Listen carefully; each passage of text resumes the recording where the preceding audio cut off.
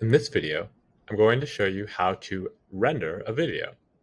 So I've created my animation. I've already tested it out and tried to see and work out all the kinks in the animation. Now I'm ready to export it as a video.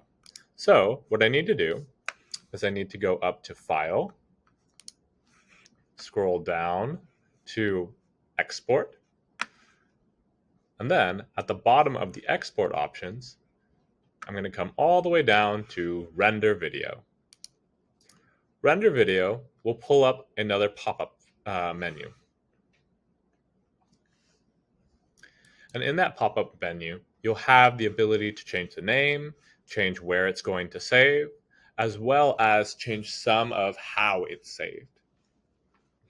In general, you can leave most of this alone, but some things to change is change the quality of it. And if you want to, there's presets for specific kinds of things that you're going to be showing your video on.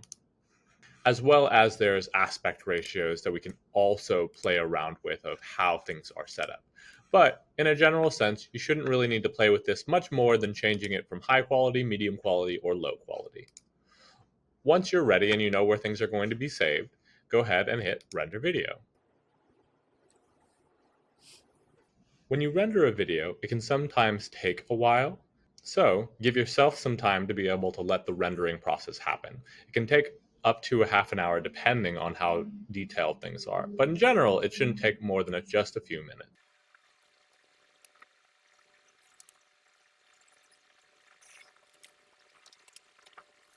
Once the video renders, it should save in whichever location that you've asked it to save in.